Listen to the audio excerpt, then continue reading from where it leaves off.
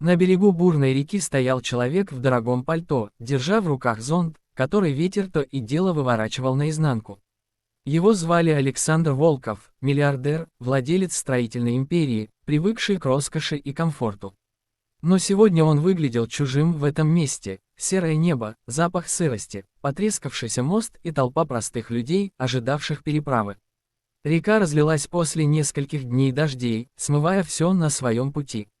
Деревня на другом берегу оказалась отрезана от мира, и там, по словам рабочих, находилась больница, в которой застряли несколько пациентов и медсестра. Александр приехал не ради показного благородства. Там, на другом берегу, была одна особенная женщина. Ее звали Ольга. Она была волонтером, помогавшей строить школу, которую его компания финансировала для детей из бедных семей. Они познакомились месяц назад, случайно. Он приехал на стройку с проверкой, а она, в грязной куртке и резиновых сапогах, тащила тяжелые мешки с цементом. Ее глаза, полные упрямства и света, зацепили его сильнее, чем он хотел признать. Теперь она оказалась в опасности. Когда ему сообщили, что мост смыло и связь с деревней прервалась, он не смог остаться равнодушным. Но, как всегда, его эмоции прятались за сарказмом. «Переведу за $500 США», рассмеялся он, когда местные рыбаки предложили лодку. Люди вокруг обернулись. Кто-то шепнул миллионеру: «Видите ли, забавы ради». Но никто не понимал, что в этой фразе звучало отчаяние. «Деньги, не вопрос», — добавил он уже серьезнее, доставая пачку купюр: «мне нужно на тот берег». Сейчас. Старик-лодочник, морщинистый и хмурый, покачал головой. «Вода бешеная, мотор снесет, весла не выдержат. Не жизнь, смерть, ни за какие деньги не пойду». Александр стоял, чувствуя, как в груди поднимается злость, не на старика, а на собственное бессилие. Он привык, что деньги решают все. Контракты, чиновники, даже чужие принципы. Но река не из тех, кого можно подкупить. Тогда он снял пальто, бросил его на грязь и сказал: «Ладно, значит, пойду сам». Толпа загудела. Несколько мужчин попытались его остановить. «Эй, вы с ума сошли? Течение сильное, как только войдете, унесет». «Она там», — ответил он просто. И шагнул в ледяную воду. Первый удар пришел мгновенно, холод, будто нож, пронзил тело. Волна сбила дыхание, и он едва не потерял равновесие. Но держался. Каждый шаг давался ценой усилия, вода поднималась все выше, по пояс, по грудь, до шеи. Река ревела, словно издевалась. Но где-то там, за мутной пеленой дождя, ждал свет, крошечное здание больницы. Он не слышал, как за ним крикнули, не видел, как лодочник бросился следом, решив помочь. Все, что существовало, это боль, ветер и мысль о ней. Когда лодка догнала его, он уже почти не чувствовал ног. Старик, ругаясь, втянул его внутрь. «Ну и дурак ты, богатый», — пробормотал тот, — «утонул бы, и все твое богатство пошло бы коту под хвост». Александр, дрожа, кивнул: «Лучше утонуть, чем сидеть и ждать».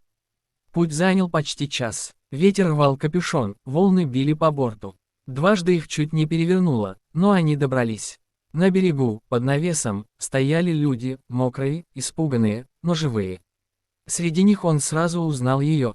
Ольга стояла, прижимая к себе ребенка в одеяле. Когда увидела его, глаза расширились от шока. «Александр, вы с ума сошли». Он вышел из лодки, шатаясь. «Я же обещал, что проверю, как у вас дела». «Вот, проверил». Она засмеялась сквозь слезы. Смех был нервный, но настоящий. «Зачем вы пришли? Тут опасно». «Потому что ты там», — тихо сказал он. Слова повисли между ними, как гром после бури. Она посмотрела на него, потом на детей и женщин вокруг. Все эти люди несколько суток сидели без еды и связи, пока он сидел в своем особняке, окруженный тишиной и стенами из мрамора. И вдруг ему стало стыдно, по-настоящему. «Здесь нет связи», — объяснила она, — «мост смыло, но мы держимся. У нас осталась еда на 1 день». Он кивнул. «Значит, я найду способ доставить остальное». Он достал спутниковый телефон, который всегда носил с собой, и через 10 минут уже говорил с пилотом своего вертолета. Гул мотора через пару часов прорезал серое небо. Люди выбежали наружу, глаза полные надежды. Когда первый ящик с продовольствием опустился на землю, старик-лодочник, стоявший в стороне, снял шапку и покачал головой.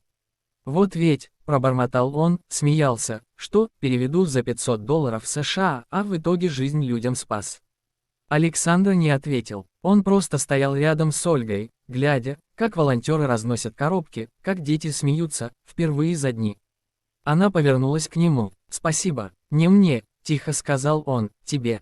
Если бы не ты, я бы никогда сюда не пришел». Ольга посмотрела на него внимательно, будто впервые видела не миллиардера, а человека. «Знаете, вы не такой, как о вас говорят». Он усмехнулся. «Еще скажи, что я хороший». «Нет», — улыбнулась она, — «просто живой». Он хотел что-то ответить, но не смог. В тот момент, когда она прикоснулась к его руке, мир вокруг будто стих. Река шумела все так же, но теперь этот звук казался мягче. Он впервые за долгое время почувствовал не власть, не контроль, а простое, чистое тепло. Позже, когда буря утихла и вертолет забрал их на обратный берег, он снова посмотрел вниз, на реку, разделившую два мира. Внизу стояли те самые люди, махавшие руками. Старик с лодкой, дети, женщины. Все это было как сон. «А что теперь?» – спросила Ольга, глядя на него в кабине. Он повернулся к ней. «Теперь я, кажется, понял, что жизнь нельзя измерять деньгами». Она улыбнулась, положив голову на стекло. «Иногда, чтобы это понять, нужно просто перейти через реку». Когда вертолет исчез в облаках, старик-лодочник долго стоял на берегу и смотрел вслед. Ему запомнилась не только буря, не только смелость. Запомнилось то, как человек, привыкший к деньгам и власти, впервые посмотрел на мир по-другому.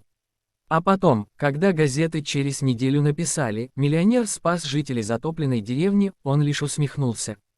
Пусть пишут, что хотят. Настоящую историю знали только они, он, Ольга и река, которая забрала у него старую жизнь и подарила новую. Прошло несколько месяцев. Весна принесла солнечные дни, и Александр снова приехал в ту деревню.